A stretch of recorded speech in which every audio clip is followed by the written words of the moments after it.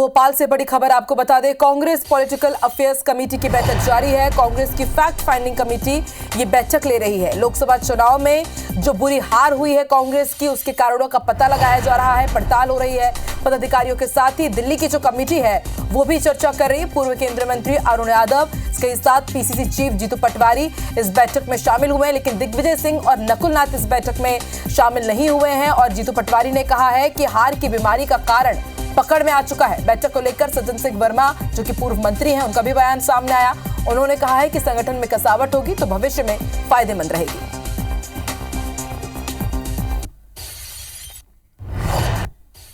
जो कारण आया वो बताना भी चाहिए। और जब तो मैंने कल भी कहा था कि डायग्नोस नहीं होगी बीमारी तो दूर कैसे होगी। तो जो सच है, जो सही है, उसी पे काम होगा। बीमारी पकड़ में आ रही है 100%। इसीलिए तो लंबी 2-2 दिन 3-3 दिन ऐसे पहले मीटिंग चलती थी, क्या चल रही। आने वाले समय में जो संगठन का फेरबदल होगा, जो कसावट होगी, निश्चित रूप से वो आगामी भविष्य के लिए कांग्रेस के लिए बहुत अच्छी होगी। कांग्रेस एक महासमुद्र है, 2-4 बूंदे निकलने से कोई फर्क पड़ता नहीं है। तो मैं समझता हूँ कि कौन जा रहा है कौन आ रहा है ये अब मायने नहीं रखता। दिग्विजय सिंह जी हमारे सीनियर लीडर हैं, सबकी अपनी व्यस्तताएं होती हैं। नकुल नाथ जी की अपनी व्यस्तताएं होती हैं। इतने सारे लोग उन्हीं के हैं, दिग्विजय सिंह जी के और कमलनाथ जी के हैं जो आए।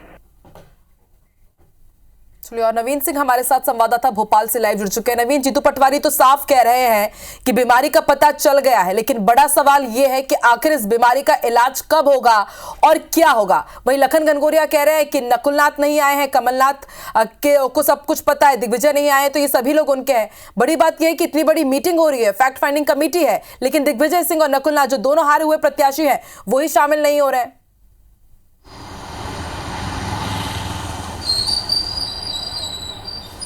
देखिए आकांक्षा, 2 दिनों की बैठक है और दिल्ली से जो फैक्ट फाइंडिंग कमेटी है उसका 2 दिनों का प्रवास है भोपाल में। और कल जो बैठक थी, कल वो बैठक जो थी प्रत्याशियों के लिए थी। हालांकि नकुल नाथ भोपाल में नहीं है, मध्य प्रदेश में नहीं है। उन्होंने पहले ही फैक्ट फाइंडिंग कमेटी को चिट्ठी लिखकर मैसेज के जरिए बता दिया है कि वो बाहर हैं, वो इस बैठक में आने में असमर्थ हैं। ये ज़रूर है कि आज की बैठक में जो पॉलिटिकल अफेयर्स कमेटी के साथ जो बैठक है फैक्ट फाइंडिंग कमेटी की, उसमें कमलनाथ को होना था, क्योंकि जो पॉलिटिकल अफेयर कमेटी है उसमें दूसरे नंबर पे नाम ही पूर्व मुख्यमंत्री के तौर पे कमलनाथ का था और दिग्विजय सिंह का था।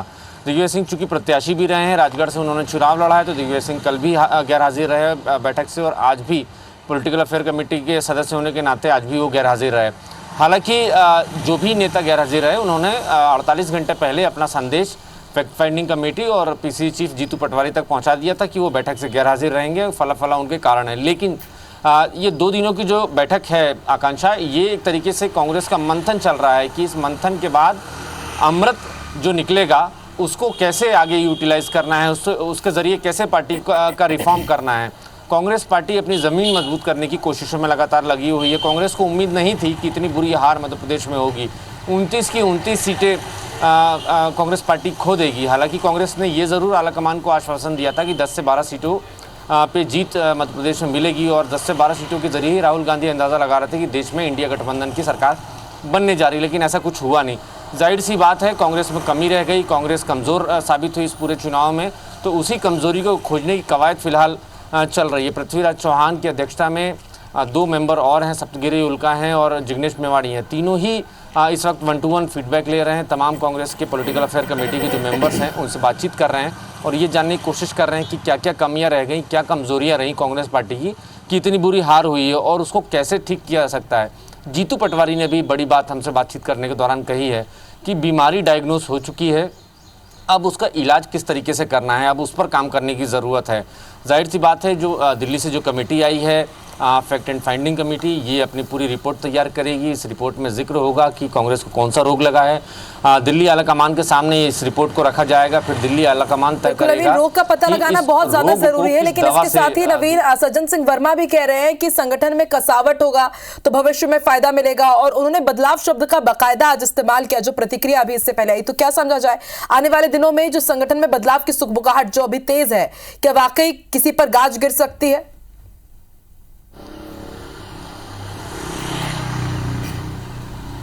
देखिए बिल्कुल मैंने कहा कि ये रिपोर्ट लेकर स्पेशल कमेटी दिल्ली जाएगी, आलाकमान के सामने रिपोर्ट रखेगी और इस रिपोर्ट में इस बात का जिक्र होगा कि मध्य प्रदेश कांग्रेस को कौन सा रोग है और उसका इलाज किस तरीके से करना है, दवा क्या होनी है। हालांकि ये भी खबरें आकांक्षा में मिली थी कि इस पर बड़ा एक्शन हो सकता है, जिम्मेदार नप सकते हैं, चूँकि जब पार्टी की इतनी बुरी हार हुई तो नैतिक जिम्मेदारी लेते हुए जीतू पटवारी ने आलाकमान के सामने अपने इस्तीफे की पेशकश की थी, लेकिन उनके इस्तीफे को नामंजूर करते हुए उनको मौका दिया गया और ये दावा किया गया, ये उनसे कहा गया कि दिल्ली की कमेटी आपके क्षेत्र में जाएगी, पूरे हार की पड़ताल होगी, उसके बाद जो भी जिम्मेदार होंगे उनके खिलाफ सख्त एक्शन होगा। तो ये एक्शन जीतू पटवारी के खिलाफ भी हो सकता है, ये एक्शन प्रदेश कांग्रेस के प्रभारी जितेंद्र सिंह के खिलाफ भी हो सकता है, ये एक्शन नेता प्रतिपक्ष उमंग सिंह के भी खिलाफ हो सकता है, क्योंकि इन्हीं 3 लोगों की वजह से इन्हीं 3 लोगों ने मध्य प्रदेश कांग्रेस के टिकट तय किए थे। 29 के 29 टिकट इन्हीं के मशवरे से दिए गए थे। हालात तो ये रहे आकांक्षा कि जीतू पटवारी ने जिस कैंडिडेट की सिफारिश की थी वो चुनाव के 48 घंटे पहले ही पार्टी छोड़कर भाग गया। अक्षय बम इंदौर का ताज़ा उदाहरण है, जो पार्टी छोड़कर चले गए। सबसे बड़ा डेंट इस देश में कांग्रेस पार्टी को कहीं से लगा तो वो इंदौर से लगा। इसके अलावा समाजवादी पार्टी को सीट शेयरिंग के लिहाज से एक सीट दी गई थी, वहाँ नामांकन फॉर्म निरस्त हो गया। तो ये किसकी गलती थी, किसकी कमियां रहीं, कहाँ चूक हुई कांग्रेस पार्टी की तरफ से, लीडरशिप की तरफ से, तो इस तमाम मामलों में फिलहाल पोस्टमार्टम चल रहा है। ये लंबी एक्सरसाइज है आकांक्षा, इतनी जल्दी नतीजे नजर नहीं आने वाले, क्योंकि अभी यहाँ फीडबैक लिया जा रहा है, फिर दिल्ली में रिपोर्ट दी जाएगी। रिपोर्ट लेने के बाद कांग्रेस में एक्शन कब तक होगा, जो कि हम जानते हैं और कांग्रेस पार्टी के वर्कर भी जानते हैं कि कांग्रेस में कितने दिनों बाद एक्शन होता है, कितने दिनों बाद बिल्कुल चिंतन मंथन का ही एक लंबा हमें हो सकता है कि पूरा ये कारवा देखने को मिले नवीन, और सबको इंतजार रहेगा कि आखिर ये जो संगठन में बदलाव होता है वो कब होता है और गाज किस पर गिरती है। शुक्रिया पूरी जानकारी के लिए नवीन।